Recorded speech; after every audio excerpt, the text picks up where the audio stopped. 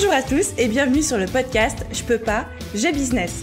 Je suis Aline, coach business chez The Bee Boost et chaque semaine, avec ce podcast, je vous donne les stratégies, les conseils, les astuces et surtout l'énergie pour booster votre business et accélérer vos résultats. Alors mettez-vous à votre aise, installez-vous confortablement et c'est parti pour l'épisode du jour. Hello à tous et bienvenue dans l'épisode 117 du podcast Je peux pas, j'ai business. Et aujourd'hui, on va retourner aux sources et on va parler d'une de mes stratégies, j'ai envie de dire d'une des stratégies préhistoriques dans le business, mais c'est la toute première que j'ai pu mettre en place pour The Bee Boost et c'est aussi une, voire même la stratégie qui a fait décoller mon blog aussi vite et de manière aussi rapide. J'ai nommé Pinterest. Pinterest, c'est vraiment parfois la stratégie un petit peu oubliée chez certains business, un réseau social où on ne se dit pas forcément que c'est adapté en fait pour faire décoller une entreprise.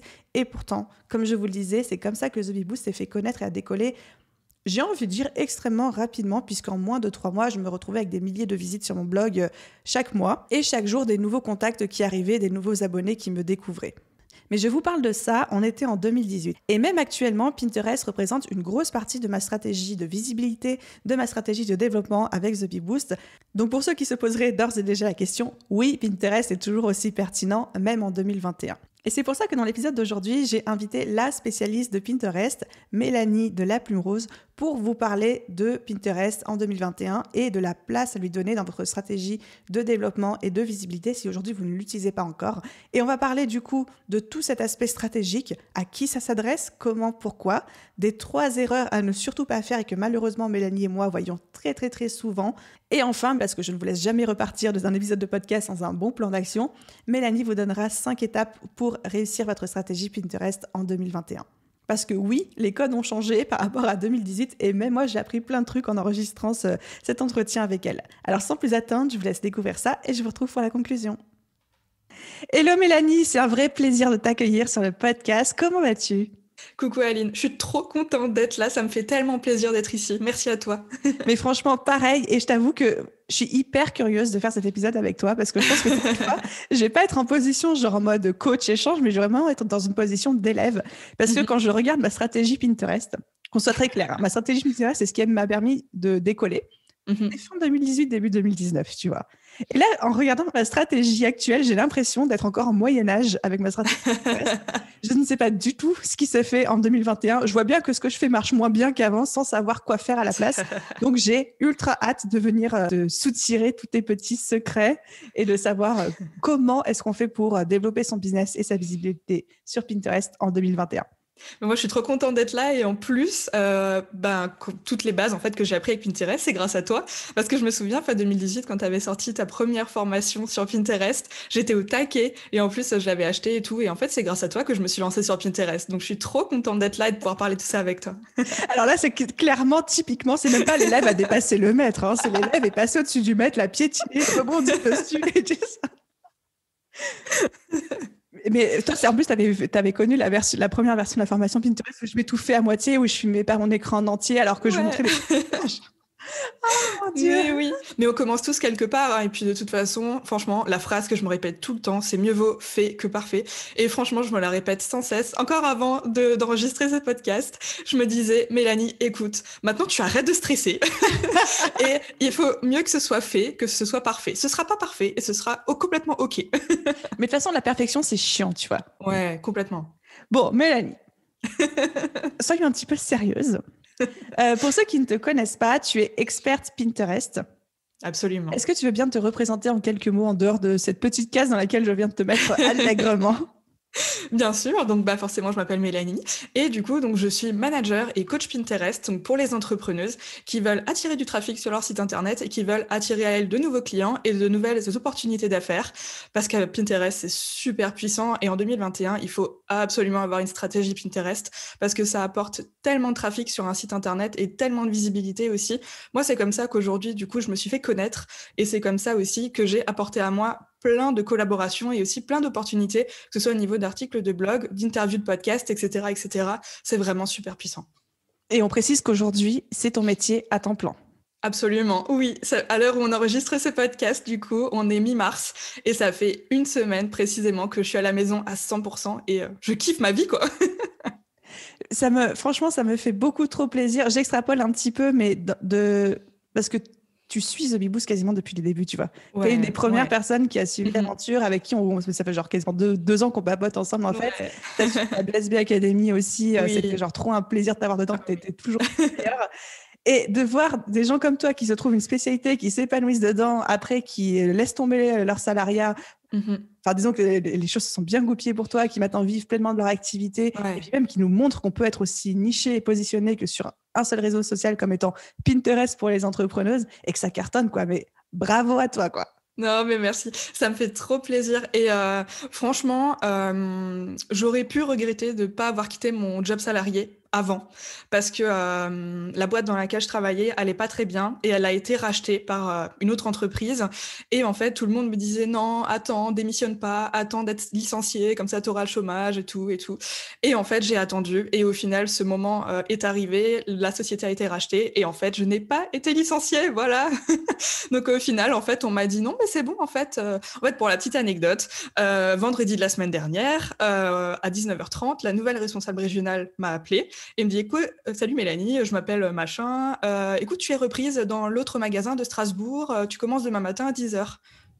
J'étais là genre, non. T'attendais qu'une chose, c'était ton licenciement économique. Et là, on te dit, en fait, on t'a muté dans un autre magasin, quoi, tu vois. Oh, la déception. Mais c'est trop ça. Franchement, j'attendais d'être licenciée. Et en fait, j'ai pas été licenciée. Et je te jure, j'ai pleuré toutes les larmes de mon corps parce que j'attendais que ça, tu vois. Et en fait, me dire qu'en fait, non, c'était toujours pas fini, j'en pouvais plus, quoi. Et du coup, je lui ai dit, non, écoutez, elle était très gentille, donc ça allait. Mais du coup, je lui ai dit, écoutez, non, je reviendrai pas, quoi. Et du coup, au final, j'ai fini par faire un abandon de poste. Mais franchement, je m'en fiche parce que je suis à la maison et c'est tout ce qui compte. Je suis bien maintenant et voilà, c'est le plus important pour moi. Je suis très contente que tu nous racontes cette anecdote parce que ça prouve quand même que, effectivement, si on peut bénéficier d'un licenciement économique, d'un départ négocié, quelque chose comme ça, c'est génial pour avoir le chômage. Mais c'est aussi la preuve que des fois, attendre entre guillemets le fameux bon moment, des fois, il n'arrive jamais et qu'on n'est jamais mieux servi que par soi-même. Et que quand tu as une activité qui commence à prendre, fuck le chômage, au bout d'un moment, c'est bon, tu te lances et tu t'en sortiras quand même, quoi. Mais oui, mais c'est ça. Et franchement, j'ai fait un abandon de poste. Franchement, j'attends du coup ma prochaine étape. Je ne sais pas du tout si je vais être licenciée, si je peux avoir le chômage. Je n'en ai aucune idée. Mais au bout d'un moment, je me suis rendue malade, clairement, pour mon travail. Et je cumulais les deux. Et comme on en parlait avant en off, maintenant, mon planning, il est full. Et je me dis, mais comment j'ai fait en fait pour cumuler les deux? C'était juste pas possible. En fait, je travaillais H24 et je me rends compte que j'ai attendu trop longtemps pour quitter mon job salarié, clairement. Et aujourd'hui, je pense qu'il reste quand même encore quelques petites séquelles, même si ça va super bien et que voilà, je kiffe être à la maison, mais j'aurais dû partir avant, clairement. Bon, à bon entendeur pour tous ceux qui nous écoutent. Oui, en plus, franchement, j'ai pas, comme dit, j'ai pas d'énormes économies de côté et tout. Franchement, ça aurait pas été le bon moment pour moi, même encore aujourd'hui. Et en fait, si je l'avais attendu, je pense que je serais jamais partie, clairement. C'est inspirant. Merci de partager ça avec nous. Enfin, j'aime bien cette histoire en toute transparence, en toute honnêteté, quoi. Bon, j'ai rien à cacher, franchement. En plus, si je peux aider certaines personnes à quitter leur travail pour s'épanouir pleinement, c'est avec grand plaisir. Ouais. Est-ce que tu nous as préparé 3 petits fun facts sur toi pour qu'on apprenne à mieux te connaître en dehors du champ expert Pinterest? Oui, en fait, je pense que tu as suivi d'ailleurs à mes débuts, quand je me suis lancée dans l'entrepreneuriat. Oui. J'étais pas du tout expert Pinterest, j'étais rédactrice web. Et en fait, j'ai eu plein d'appels découvertes, j'ai fait plein de devis et tout, mais en fait, à chaque fois, les gens me disaient que j'étais trop chère, que je sais pas. Et en fait, j'avais un énorme syndrome de l'imposteur parce que pour moi, j'avais pas assez de connaissances, j'avais pas de formation, j'avais pas de certification ou autre. Du coup, en fait, quand je me vendais, je pense que je m'auto-sabotais complètement. Et du coup, j'ai commencé comme ça. Et d'ailleurs, quand j'ai commencé, je n'ai vendu aucune prestation de rédaction web, 0. Et en fait, un jour, donc, comme je gérais mon compte Pinterest et que j'avais des super bons résultats, une entrepreneuse est venue me voir et m'a dit « Écoute, Mélanie, voilà, je vois que tu as des super bons résultats avec Pinterest. J'aimerais déléguer sa gestion, parce que moi, j'ai plus le temps, j'en ai marre, voilà, c'est pas mon expertise. Et je vois que tu as des bons résultats. Est-ce que tu pourrais éventuellement t'en occuper ?» J'ai dit ok, pourquoi pas, j'ai réfléchi, je me suis dit ouais, en fait j'adore faire ça, pourquoi pas, on va tenter. Et en fait, c'est comme ça que j'ai commencé dans Pinterest et c'est comme ça que je suis devenue du coup expert Pinterest. C'est génial quand c'est le client qui vient de te demander de créer une offre. Encore une fois, J'adore ce genre d'histoire parce que ça prouve vraiment que on n'est pas obligé de nous tout savoir et qu'en fait, en faisant aussi confiance à notre audience, à nos clients, les gens vont nous demander de quoi ils ont besoin en fait. Mais Clairement. c'est ça complètement. Et du coup, je me suis rendu compte qu'il y avait un vrai besoin sur le marché. Et quand je me suis lancée, des experts Pinterest, il n'y en avait pas des masses. Et même encore aujourd'hui, il n'y en a pas énormément, je trouve. Très juste. Ça reste encore, même si nous, dans notre milieu d'entrepreneuriat, on a l'impression que tout le monde en parle et que tout le monde est sur Pinterest, mais à l'échelle francophone, par exemple, ça ne reste pas encore hyper développé, quoi. Non, complètement. Et puis, il y a beaucoup de personnes qui font du Pinterest, mais qui font aussi autre chose à côté. Alors que moi, vraiment, mon expertise, c'est 100% Pinterest et je fais rien d'autre que ça. Donc, les gens, ils savent que quand ils viennent chez moi, je m'informe que sur Pinterest et du coup, ils savent, entre guillemets, que voilà, mes informations, elles sont claires, elles sont fiables et comme je m'intéresse pas à autre chose, c'est vraiment ma spécialité, quoi. Et t'es à fond dedans. Ouais. Et bien justement, du coup, ça nous permet d'entamer le sujet du jour. Est-ce que tu peux nous expliquer un petit peu quelle est la place de Pinterest dans une stratégie de développement business en 2021 ? Alors, donc Pinterest, si vous ne savez pas ce que c'est, en fait, c'est une plateforme qui permet de partager son contenu. Et Pinterest est vraiment fait et fonctionne surtout super bien avec des repartages d'articles de blog. Parce que les articles de blog, en fait, il y a du référencement dedans et ça va venir servir en fait le référencement sur Pinterest. Donc Pinterest, c'est quoi? En fait, c'est un moteur de recherche. C'est pas du tout un réseau social comme on pourrait penser. C'est un moteur de recherche qui est visuel par rapport à Google où on tombe que sur des liens. Sur Pinterest, on tombe sur des images et des beaux visuels. Et en fait, du coup, sur Pinterest, en partageant ces visuels dans des épingles. Donc, une épingle, c'est quoi? C'est comme une publication Instagram finalement, sauf avec un visuel au format vertical, un titre, une description. Et sur Pinterest, on peut également partager un lien de redirection. Et c'est là, en fait, qu'on va venir mettre notre contenu finalement et partager notre contenu pour attirer des gens sur notre trafic pour ensuite les convertir en clients. Voilà. Et du coup, Pinterest, en 2021, il faut absolument être dessus. Et il y a encore plein de places à prendre dessus. Donc, tu confirmes que c'est quelque chose de toujours pertinent quand on est entrepreneuse? Ah ouais, complètement. Et je vois qu'il y a de plus en plus de personnes du coup qui s'intéressent à Pinterest, mais il n'y a pas encore énormément de personnes dessus, et surtout des personnes qui restent très régulières. On en reparlera peut-être un petit peu après, mais c'est vrai que c'est compliqué parce que ça demande... Alors, je vais citer des chiffres exprès pour faire peur aux gens, tu vois. Ça demande d'épingler, de produire entre 20 et 50 contenus par jour, quoi, tu vois, en moyenne. Ouais. Et quand tu entends ça, tu peux avoir ton estomac qui se serre en disant « Waouh, mais j'ai déjà pas le temps !» Rassurez-vous, ça peut être hyper rapide. Du coup, quelles sont les 3 erreurs que toi, tu vois par contre souvent lorsque on utilise Pinterest pour développer notre business? Donc, j'ai bien compris que on va faire comme si j'y connaissais rien. Je crée des articles de blog. Pour chaque article de blog, je vais créer une image avec un lien de redirection vers cet article. Cette image, je vais l'uploader sur Pinterest. Mais du coup, à partir de ça, quelles sont les 3 erreurs que tu vois souvent et que moi, je pourrais éviter?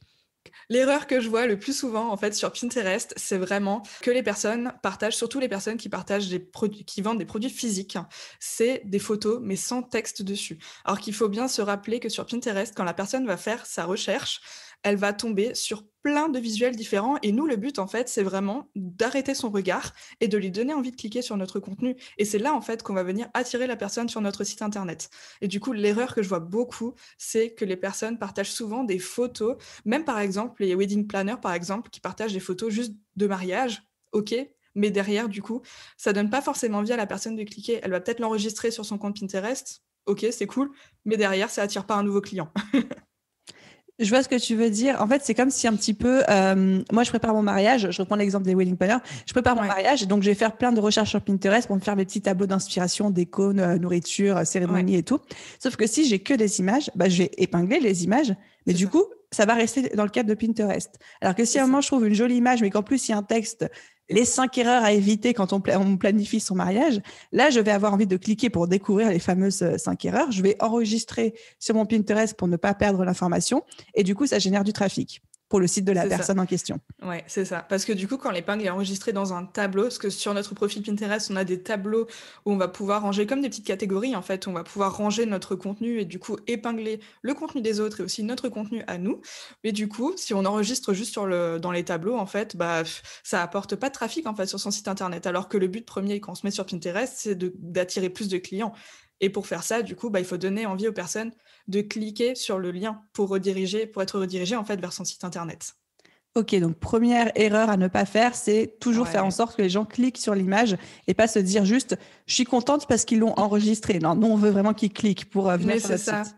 C'est comme le nombre de visiteurs mensuels uniques qu'on a sur notre profil. Moi, j'en ai 800 000 par mois et c'est pas 800 000 visites sur mon site. Jamais de la vie. Bah si, je vois pas de quoi tu parles. Non, mais ok. Deuxième erreur? Deuxième erreur, c'est de ne pas avoir de stratégie de contenu derrière. Ça, c'est vraiment l'erreur que je vois le plus. Et toi, par exemple, je vois que tu as une stratégie de contenu, tu partages sur Instagram, tu as des articles de blog, des épisodes de podcast et tout.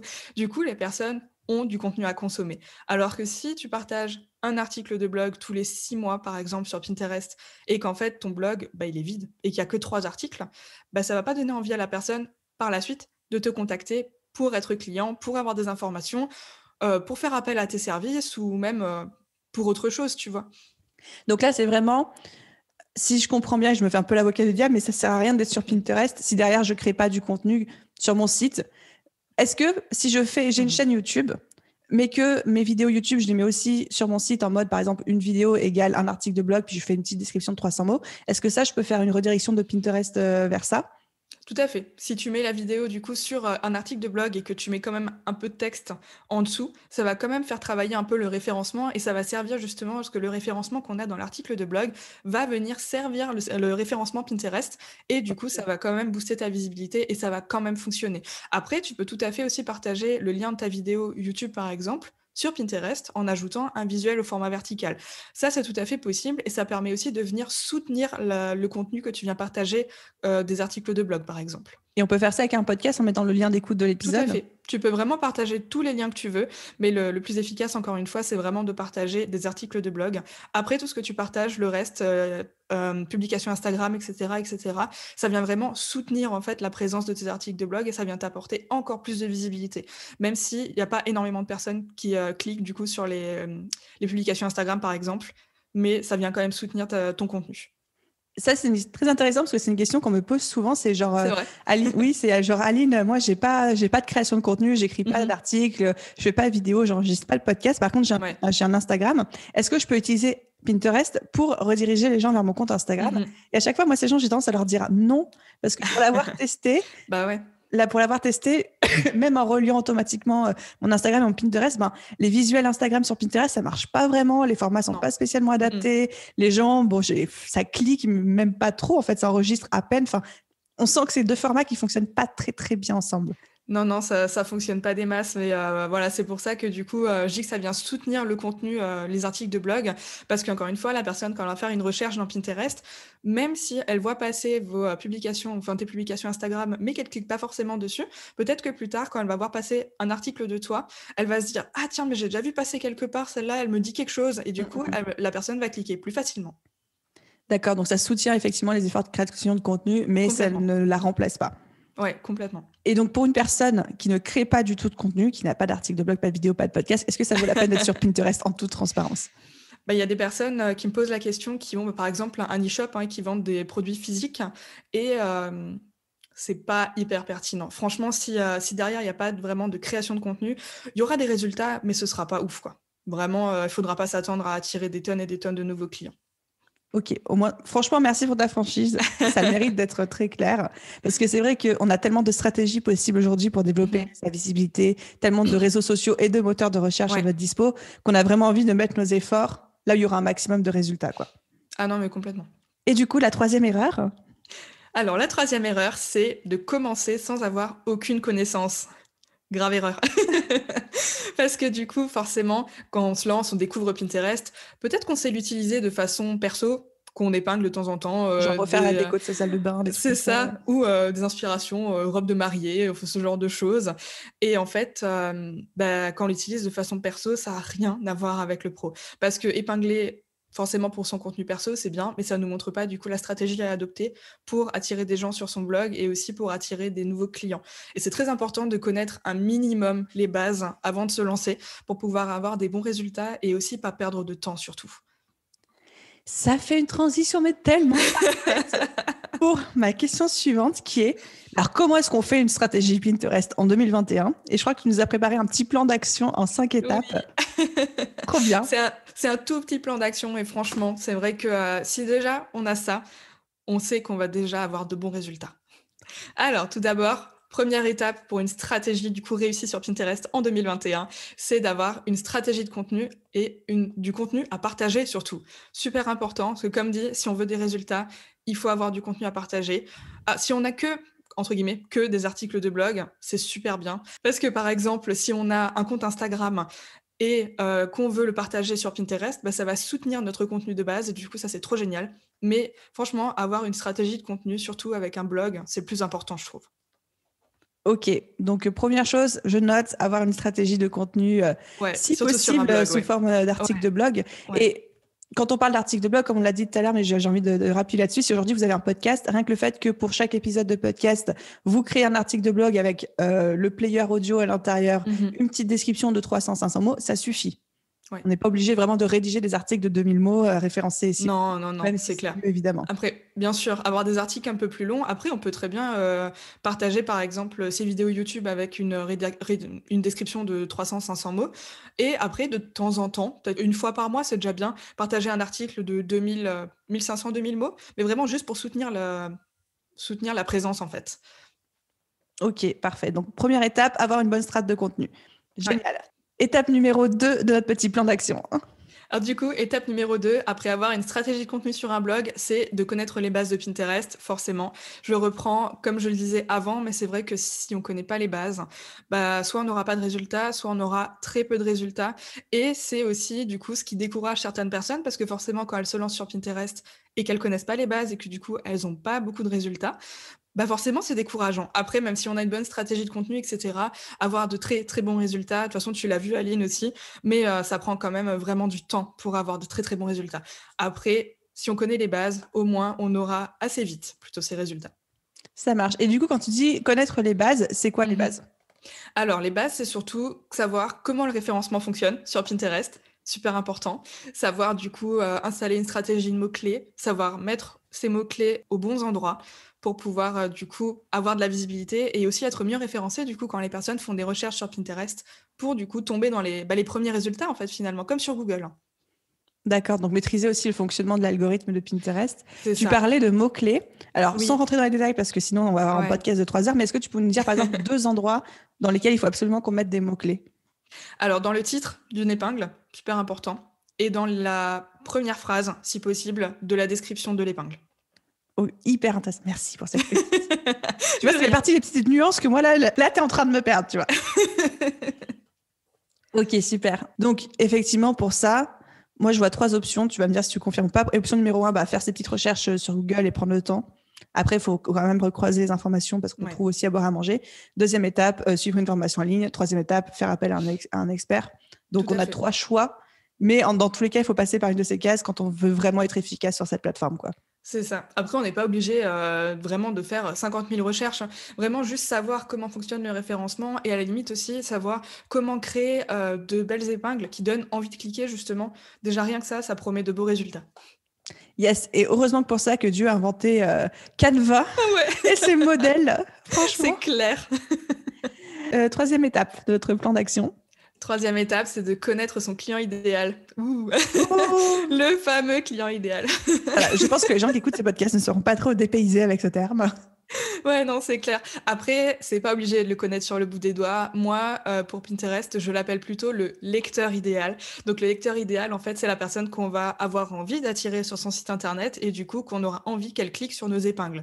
Donc, connaître son lecteur idéal va permettre justement de créer des visuels qui vont lui donner envie de cliquer, envie de consommer notre contenu et savoir aussi peut-être quelle couleur il est plus sensible en fait et avec quelle couleur il va être plus amené à cliquer justement sur notre contenu. C'est hyper intéressant ce que tu dis dans le sens où c'est vrai que la psychologie des couleurs, vu qu'on est sur un moteur de recherche visuelle, est importante et intéressante et il faut la prendre en compte dans le sens où, par exemple, si je dis n'importe quoi, mais moi j'ai un e-shop qui est orienté écologie, éthique et responsable, etc., mais que tous mes visuels sont en mode rouge et jaune, genre en mode l'ancien logo de McDo, tu vois. Ça va pas donner très envie de cliquer et que ça ferait plus sens d'utiliser des couleurs plus douces, plus naturelles, comme du marron, du brun, du beige, du vert, du bleu, des trucs comme ça, quoi. Complètement. Mais c'est vrai que du coup, oui, si tu as un e-shop, par exemple, un peu green, etc., c'est vrai qu'utiliser des couleurs un peu vertes et tout, forcément, ça va attirer la personne parce que tu vises quelqu'un qui est intéressé par l'écologie, le zéro déchet, tout ça, quoi. Nickel. Et quand tu dis bien connaître son client idéal, c'est genre à quel point il faut le connaître et genre quelles sont les 3-4 grandes choses qu'il faut connaître à son sujet? Alors surtout, je dirais donc pour le lecteur idéal qu'on a envie d'attirer sur son site internet, tout d'abord, il faut savoir ses habitudes de consommation. Première chose, super important. Pas dans la vie de tous les jours, mais sur internet. Ce qu'il consomme comme article, comme épisode de podcast. Savoir aussi, du coup, en deuxième point, ce qu'il fait, son activité. Pareil, ses recherches, du coup, seront sûrement orientées aussi par rapport à son activité, parce qu'il faut, forcément, il s'informera dessus. En troisième point, connaître le réseau social qu'il utilise le plus. Parce que du coup, c'est là où on va venir parler aussi de son compte Pinterest. Moi, par exemple, du coup, je suis sur Instagram, je suis très, très présente sur Instagram et je parle tout le temps de Pinterest sur Instagram. Donc, ça montre que je suis dessus et ça montre mon expertise, tout ça, tout ça. Et quatrième point, peut-être voir aussi les personnes qu'il aime suivre et dont il aime aussi consommer le contenu toujours. Parce que les personnes, en fait, consomment toujours le même style, entre guillemets, de contenu et suivent à peu près toujours les mêmes personnes, tu vois. Que par exemple, moi, si maintenant, toi, je te suis, Aline, je vais aussi en même temps suivre, par exemple, Safia ou encore suivre Valentine, etc. Parce que vous êtes un peu toutes dans le même domaine, tu vois. Et j'ai envie de suivre un peu toute votre évolution et aussi tout ce que vous partagez comme contenu. Donc, les personnes qui vous suivent, en fait, vont facilement consommer ton contenu si toi, par la suite, tu sais adapter par rapport à ce qu'ils consomment chez les autres. Hyper intéressant. Merci d'avoir creusé cette lettre. De rien. On passe à présent à la 4e étape de notre plan d'action.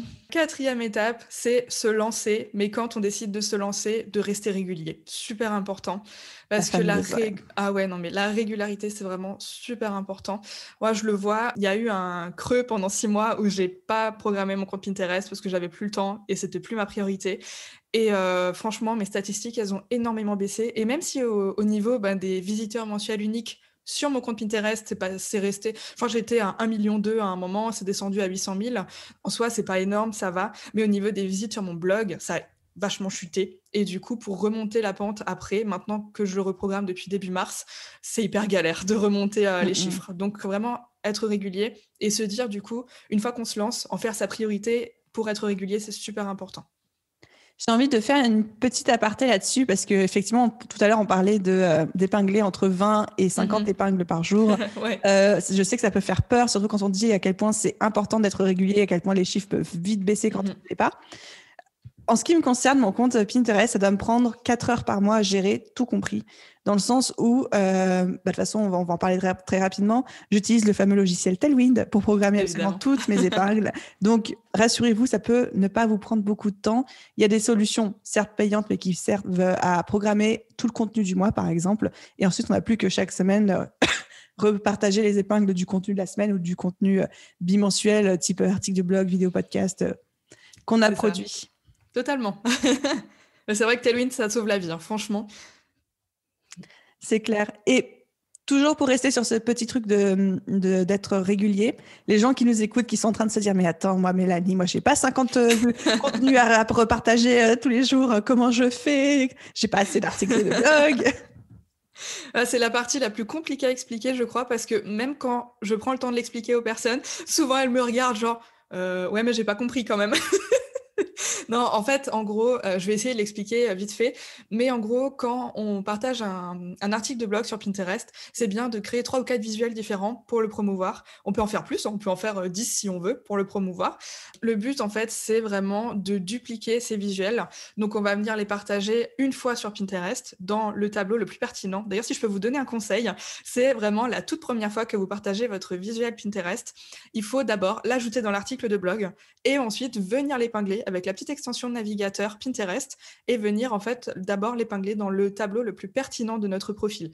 Et ensuite, on attend quelques jours, 3-4 jours, et ensuite, on va venir le piquer du coup de Pinterest et le mettre dans Tailwind pour le programmer dans tout le reste des tableaux. Et on peut le programmer jusque 10 tableaux maximum. Et du coup, en fait, cette épingle, elle va être dupliquée. Donc, elle va passer de une épingle toute seule à 10 épingles parce qu'elle peut être épinglée dans 10 tableaux différents. Donc, voilà. Donc, au final, quand on dit 20 épingles par jour, ça peut être... En plus, il faut épingler que environ 20% de son contenu à soi par jour et le reste des autres. Donc, ça fait, on va dire, 3-4 visuels par jour de nous. Mais avec tous les articles de blog, et si vous faites 10 visuels par article de blog, vous avez des épingles pour des mois. On est d'accord. Et tu as souligné un point très, très important qui est complètement contre-intuitif par rapport à toutes les habitudes qu'on peut avoir sur les autres moteurs de recherche ou réseaux sociaux, qui est qu'en fait, Pinterest est une plateforme de curation de contenu.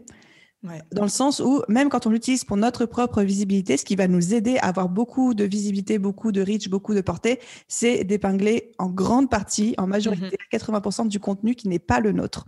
Absolument. Donc, en fait, par exemple, si moi j'épingle 20 épingles aujourd'hui sur mon Pinterest, tu peux être sûr qu'il y a peut-être 2-3 épingles qui seront mes propres contenus, mais que les 18 à 17 épingles restantes, ce seront des épingles d'autres personnes, mais qui viendront enrichir les tableaux thématiques que j'ai créés. Tout à fait. Et souvent, on me dit oui, mais Mélanie, alors, du coup, je vais épingler le contenu de mes concurrents, ça va pas du tout, je vais pas être assez visible, etc.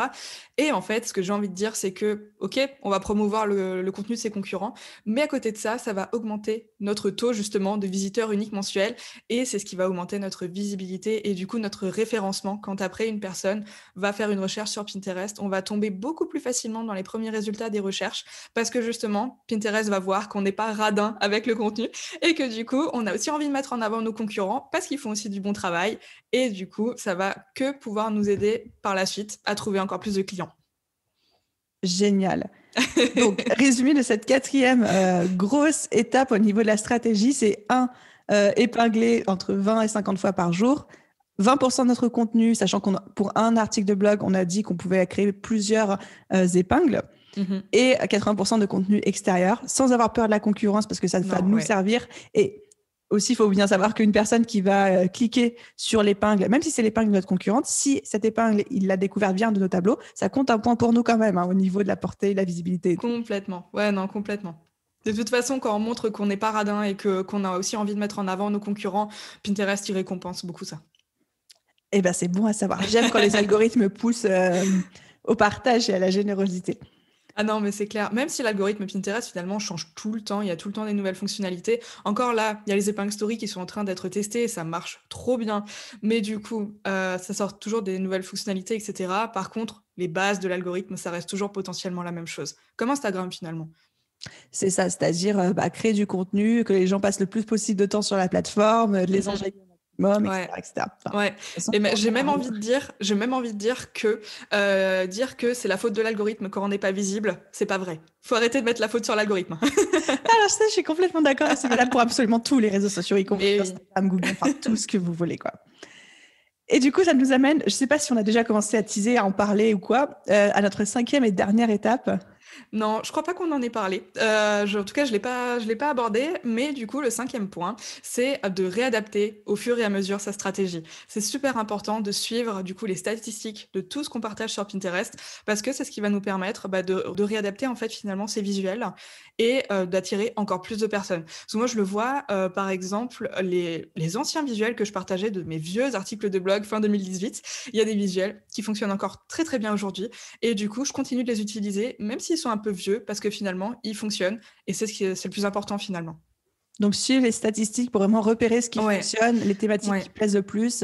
Et une stratégie que moi j'aime bien faire, tu me diras si tu l'as fait aussi, c'est que quand je sais que j'ai un article de blog qui marche extrêmement bien sur Pinterest, genre une thématique ou une problématique en particulier, je me gêne pas, même un an après, pour reproduire de nouveaux visuels, mais qui renvoient toujours sur cet article-là, et continuer à les balancer pour continuer à générer.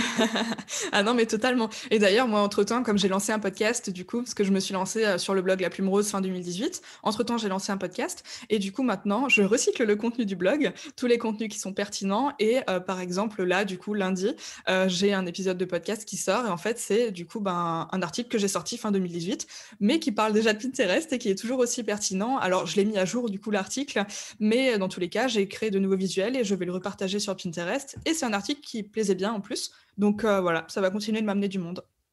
Recyclage de contenu même sur Pinterest, j'adore. Ah ouais. Et je t'avais pas préparé la question, mais est-ce que tu pourrais nous partager une différence qu'il y a sur le Pinterest 2021 vs Pinterest en 2020 ou 2019? C'est quoi, genre, un petit changement où il faut qu'on soit au courant? Je pense qu'en 2018, en fait, il y avait personne sur Pinterest. Franchement, même toi, quand tu t'es lancé, il y avait personne. Ouais, c'est clair. Maintenant, il y a beaucoup de monde qui commence à arriver, etc. Et en fait, on trouve vraiment à boire et à manger. Et je pense que l'algorithme devient vraiment de plus en plus sélect et surtout, il regarde le contenu qu'on partage, s'il est de qualité ou pas. Donc, ce que je dis toujours, c'est quand on partage des articles de blog, il faut qu'il y ait de la valeur dedans, il faut qu'on apporte des conseils, des astuces, etc. aux personnes et pas qu'on partage quelque chose un peu pas dans le vent, mais quelque chose qui a vraiment aucune valeur en fait finalement. Et je pense qu'en 2021, Pinterest est vraiment de plus en plus select et du coup, il met beaucoup plus en avant les personnes qui partagent du contenu de qualité et qui sont réguliers aussi du coup. D'où le fait que tu disais que quand on avait un article de blog assez long et référencé par derrière, on avait tendance à être mis en avant. C'est ça, c'est pour ça que même si finalement on partage, comme tu disais, des vidéos YouTube avec un texte de 300 à 500 mots une fois par semaine par exemple, c'est quand même bien d'amener de temps en temps un article un peu plus long pour montrer à Pinterest quand même qu'on veut quand même apporter de la valeur et aussi servir le référencement pour le booster un petit peu entre guillemets. Ça fait totalement sens. Merci d'avoir partagé cette petite pépite avec nous. Mais de rien.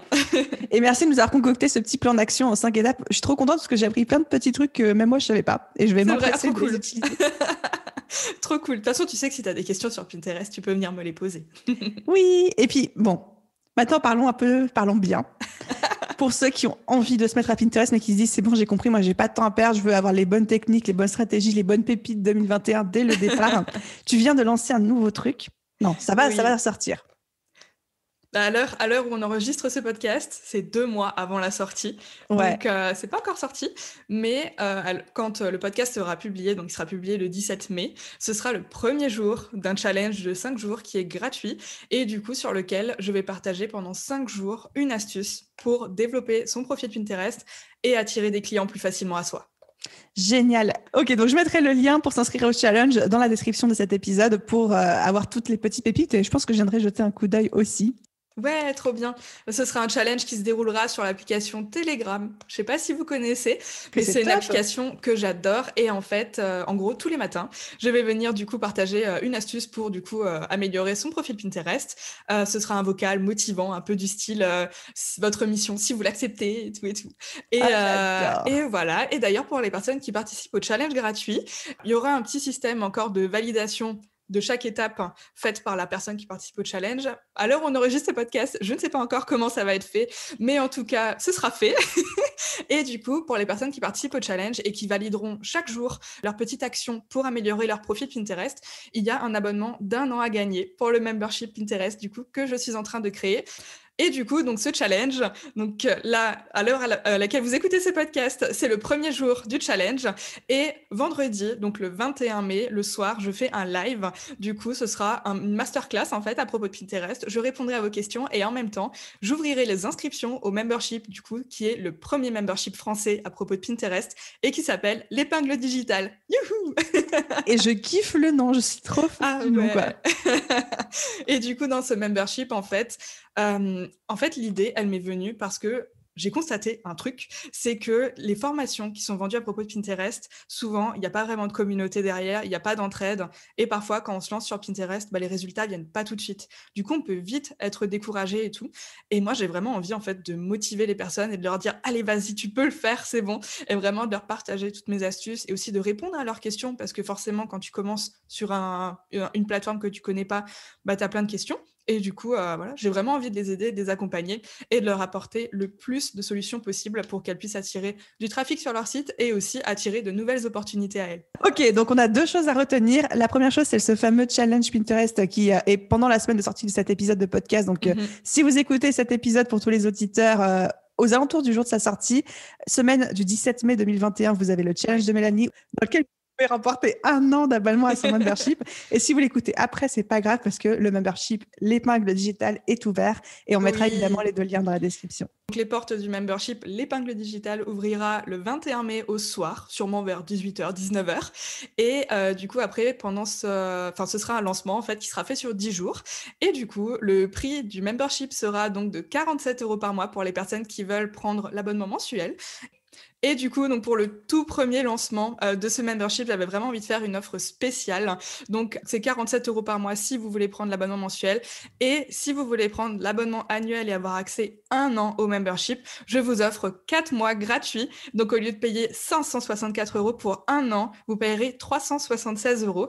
Et en plus, c'est pas fini. Pour les 10 premiers inscrits qui prendront l'offre annuelle, j'offre en plus 1 heure de coaching avec moi pour parler de Pinterest, pour lever vos blocages, pour répondre à vos questions, etc. Et ce coaching, je le vends 147 €. Donc voilà, vous avez 4 mois gratuits et en plus, vous bénéficiez pour les 10 premières inscriptions d'une heure de coaching offerte avec moi. C'est pour ça qu'on adore les offres de lancement, parce qu'il y a toujours trop de trucs trop bien, tu vois. Et après, de toute façon, si jamais vous ratez l'offre avec l'heure de coaching offerte, vous avez quand même encore les 4 mois gratuits. Donc, vous payez que 376 € pour une année au lieu de 564. Voilà. Trop cool. Bah, encore une fois, on mettra absolument tous les liens en description. Oui. Et genre, vraiment hâte de découvrir ça, parce que comme tu dis, ça n'existe pas encore sur le marché francophone. Donc, non, ouais. Il va y avoir un truc super à mettre en place. Oui, mais je le vois, il y a tellement de personnes qui viennent me poser des questions à propos de Pinterest et franchement, ça va être vraiment plein de choses qu'on va aborder dans le membership. Ça va être trop chouette, j'ai trop hâte. Et en plus, je crois que je t'en avais parlé à un moment, mais quand j'ai eu l'idée à la base de faire les formations, je voulais faire des formations qui se vendent à l'unité. Je voulais pas faire un membership, j'étais complètement fermée à l'idée. Et en fait, c'est en regardant une masterclass gratuite du coup de Laura BLT, qui est l'experte des memberships. J'ai vu sa vidéo et je me suis dit mais ouais, en fait c'est trop ça que je veux faire, c'est ça quoi, c'est ça que je veux faire. Et à partir de ce moment-là, l'alignement était là quoi, et du coup c'était parti, vas-y go, je fais le membership. Ça va être trop top, j'ai vraiment hâte de découvrir ça. Ah ouais, moi aussi j'ai trop hâte, ça va être trop bien. Et du coup, donc dans le membership, au lancement, il y aura quelques formations dessus. Et après, par la suite, il y aura du coup un workshop en live avec moi chaque mois. Il y aura aussi une nouvelle formation chaque mois qui sortira. Et il y aura évidemment la communauté sur Telegram dans laquelle je vais vraiment vous accompagner, vous aider à passer à l'étape supérieure avec votre compte Pinterest pour attirer plus de clients, pour attirer à vous les opportunités d'affaires que vous méritez, parce que oui, vous méritez de briller. Et voilà, ça va être trop cool, j'ai trop hâte. Ça donne trop envie quand tu t'écoutes parler. Mais en même temps, je me suis jamais sentie autant alignée avec un projet, et je pense que ça se sent quand j'en parle en fait. Mais ça se sent, puis moi je le vois, tu vois, quand je t'entends parler. Mélanie, un immense merci pour ton temps, ta générosité et toutes les pépites que tu nous as partagées. J'ai trop hâte du coup de remettre les mains dans mon Pinterest. Je t'avoue, je vais aller jeter un coup d'œil à ce qui se passe, à mes statistiques et tout. Pour toutes les personnes qui souhaitent te suivre au quotidien, c'est sur Instagram que ça se passe ? Oui, mon compte Instagram, c'est du coup @laplumerose.fr, et si jamais ça peut intéresser les personnes aussi, j'ai un podcast dans lequel je parle de Pinterest qui s'appelle Pin ton business. Et on mettra les liens dans la description. Oui. Merci beaucoup Mélanie, et du coup bon lancement de membership à toi. On a hâte de suivre ça, et à très vite. Merci beaucoup Aline, salut. Bye. Et voilà les amis, j'espère que cet épisode de podcast vous a plu. Comme d'habitude, tous les liens qui ont été mentionnés pendant cet épisode seront dans la description de cet épisode de podcast, dans la description de la vidéo YouTube et sur l'article de blog si vous écoutez cet épisode depuis le site. Si cet épisode vous a plu et que vous souhaitez encourager le développement du podcast, vous pouvez le faire en laissant un commentaire, une note via votre plateforme d'écoute si elle vous le permet. À tous ceux qui prendront la peine et le temps de le faire, un grand merci à vous. Les autres, je vous kiffe quand même, il n'y a pas de problème. Et je vous souhaite à tous une merveilleuse journée, soirée, après-midi, nuit, où que vous soyez. Et je vous dis à très vite dans un prochain épisode. Bye tout le monde!